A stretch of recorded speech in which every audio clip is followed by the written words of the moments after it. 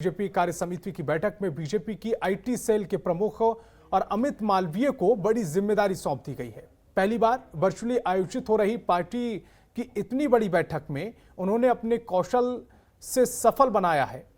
अमित मालवीय ने हमारी संवाददाता ममता चतुर्वेदी से खास बातचीत की है। BJP IT cell head Amit Malviya ji हमारे साथ हैं। पश्चिम बंगाल को लेकर बीजेपी के राष्ट्रीय अध्यक्ष ने पश्चिम बंगाल की जनता को धन्यवाद भी दिया और कुछ क्या कहा, आगे की रणनीति क्या है?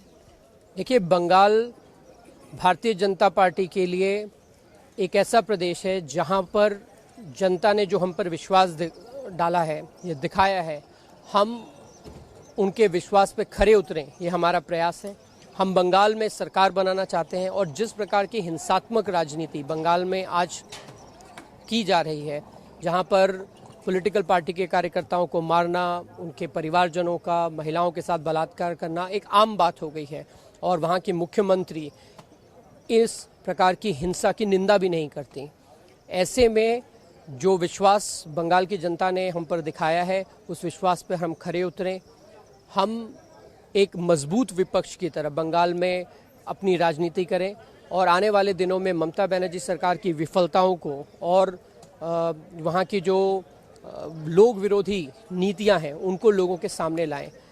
अगली बार वहाँ पर भारतीय जनता पार्टी की सरकार बने, इसके लिए हम प्रयासरत रहें और जो बन पड़े, जो सहयोग कार्यकर्ताओं को देना हो वो हम अवश्य देंगे और जनता का जो अपार स्नेह और समर्थन मिला है उसको हम और ले जाने का प्रयास करेंगे। जिस तरीके से पश्चिम बंगाल में चुनाव के बाद, सरकार बनने के बाद लगातार बीजेपी कार्यकर्ताओं को निशाने पर लिया गया है, कार्यकर्ताओं में भरोसा बने, उसको लेकर क्या कुछ करने वाले हैं आप? देखिए, भारतीय जनता पार्टी ने पूरे प्रदेश में बहुत सारे रिलीफ कैंप चलाए। जिन लोगों को पलायन के लिए मजबूर किया गया उनको वापस विस्थापित करने के लिए प्रयास किए गए। हमने उनको कॉम्पनसेशन तक दिया पार्टी की तरफ से और उनको न्याय मिले, इसके लिए हमारे ही कार्यकर्ताओं ने कोर्ट में अर्जी लगाई, जिसकी वजह से आज सीबीआई और एसआईटी का गठन हुआ है। तो लगातार हमारा ये प्रयास रहा है कि वहाँ पर प्रशासन की दबंगई के बावजूद हम अपने कार्यकर्ताओं को आश्वासन दें, उनके साथ तटस्थ होकर खड़े रहें। आगे भी इसी प्रकार से हम अपने संगठन को मजबूत करने का पूरा प्रयास करेंगे और हमारे कार्यकर्ताओं को जो सपोर्ट लगेगा वो भारतीय जनता पार्टी प्रोवाइड करेगी। आखिरी सवाल, विश्व की सबसे बड़ी राजनीतिक पार्टी बैठक होती है, कार्यकारिणी की बैठक, और डिजिटली होता है, कितना वक्त लगा इन तमाम तैयारियों को करने में? देखिए, भारतीय जनता पार्टी तकनीकी का इस्तेमाल बहुत सालों से करती आई है और ख़ास तौर से ये जो कोरोना काल में भारतीय जनता पार्टी एकमात्र ऐसा संगठन था जिसने तकनीकी के माध्यम से संगठन को जीवित रखा, लोगों तक राहत पहुंचाने का काम भी इसके माध्यम से किया। बड़ी बड़ी रैलियां हमने करी जो वर्चुअल वर्ल्ड में करी गई, जिसमें लाखों लोग जुड़े। तो इस प्रकार के कार्यक्रम करना हमारे लिए कोई नई बात नहीं है और इसके लिए कोई बहुत लंबी तैयारी करनी पड़ी, ऐसा भी नहीं है।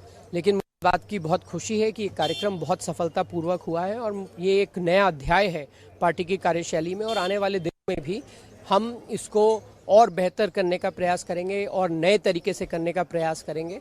लेकिन जिस प्रकार का आयोजन हुआ वो बहुत ही संतोषजनक था। वक्त देने के लिए शुक्रिया। कैमरा पर्सन शेरा सिंह के साथ ममता चतुर्वेदी, जनतंत्र टीवी, दिल्ली। खबरों के निष्पक्ष विश्लेषण के लिए सब्सक्राइब करें Janatantra TV and press the bell icon. Never miss any update.